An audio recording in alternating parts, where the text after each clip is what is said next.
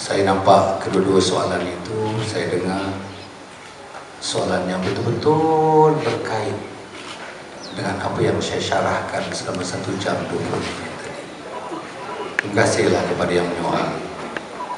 Yang pertama daripada Dr. Syarif kita, daripada Rumpin tadi.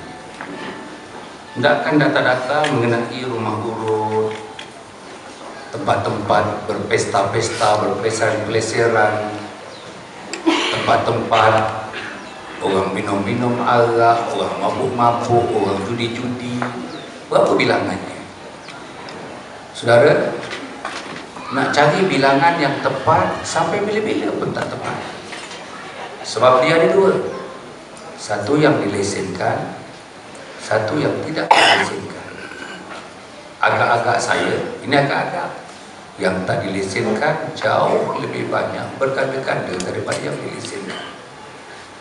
Oleh kerana dia berbentuk tidak dilesenkan, macam-macam cara mereka lakukan, macam-macam cara mereka gayakan, sebagai mereka tidak dapat dikesan. Ini. Jadi maknanya, satu soalan lagi, adakah waktu Pakatan Rakyat Pemerintah bilangannya lebih banyak daripada waktu Barisan Nasional? Saya rasa-rasa mungkin sebab saya tak ada data yang tepat tu, mungkin bilangannya bertambah dengan Kerajaan Pakatan Rakyat dibandingkan Barisan Nasional. Mungkin juga sama saja, tapi lebih rendah bilangannya daripada Kerajaan Barisan Nasional yang dahulunya. Saya pikir mungkin itu tidak berlaku kalau lebih rendah. Data-data ini kita perlu kumpul daripada 12 PBT. Kat Melaka Selangor ada 12 PBT. Dan mereka pun tuan-tuan nak mengumpulkan data-data ini. Tuan-tuan bukannya mudah nak kumpul data-data ini. Bukan mudah nak kumpul data-data yang betul-betul tulen. Macam-macam, saya tahu macam-macam. Nak kumpul, katakan tuan-tuan, even kalau kita nak mengadakan race, kita nak mengadakan, kata orang, bukan serangan, kita nak mengadakan apa?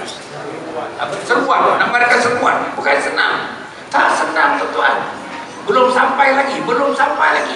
Juru urut dah hilang, yang berurut dah hilang. Dia orang punya network ni rangkaian ni tuan-tuan, Masya Allah. Dia orang sedang beroperasi 30 tahun, 40 tahun. Dia dah kenal semua pakai penguasa.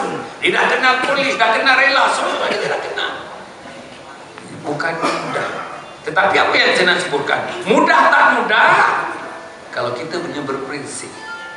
Kalau orang-orang PBT berprinsip, kalau pakai penguasa berprinsip, kalau ketua je berprinsip, rasa saya tidak ada yang sukar untuk dikenalikan.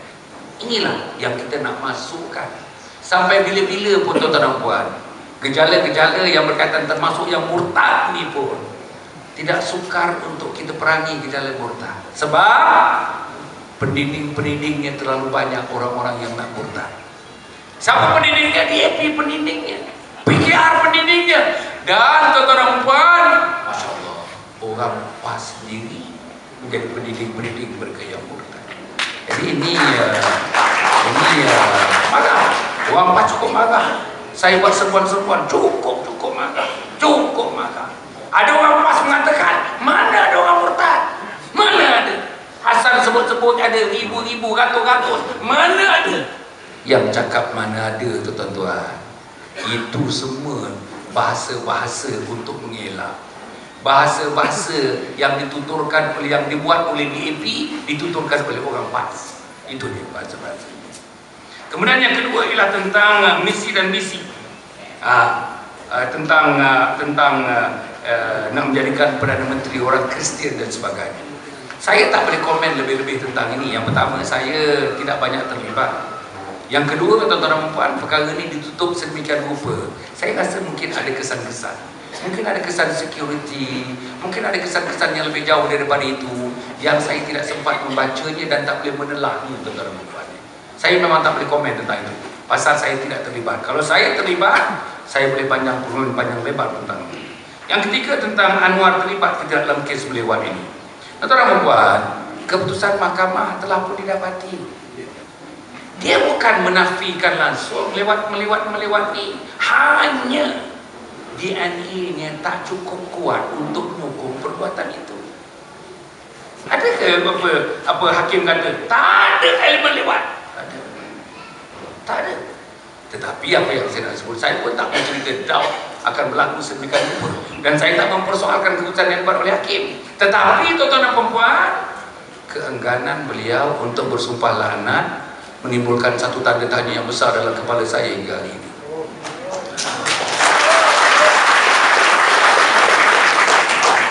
Tidak menafikan, tidak mengambil tindakan-tindakan kepada siri sarah moral yang melibatkan beliau.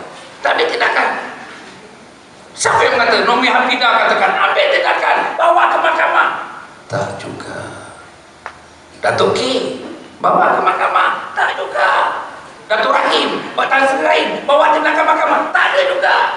Sekarang ini mereka cabar, ada satu lagi video yang dikatakan, yang baru berumur setahun begitu. Nak dicabar tentang yang lepas itu berlaku atau tidak. Kalau tidak, kata mereka, akan ketunjukkan video ini. Nampaknya tuan-tuan dan puan, tidak ada nampaknya bayangan-bayangan yang cabaran itu akan diterima oleh beliau. Jadi ini benda-benda ni bagi saya, bagi situ, bagi saudara, bagi saya sudah ada satu keputusan dalam kepala saya. Saya tak mahu tuan-tuan tahu keputusan itu. Tuan-tuan pun ada keputusan, tuan-tuan apa? Bagi saya, IMR ini adalah salah satu daripada bahawa saya berpegang kepada satu prinsip kehidupan. Nak harapkan menjadi Perdana Menteri, pentadbir pengurus negara ini kepada orang-orang seperti itu, golongan seperti itu, saya tidak boleh harap. Tak boleh langsung saya gantungkan harapan kepada mereka. Saudara-saudara, saya tidak akan menerima orang ini menjadi Perdana Menteri. Tak boleh.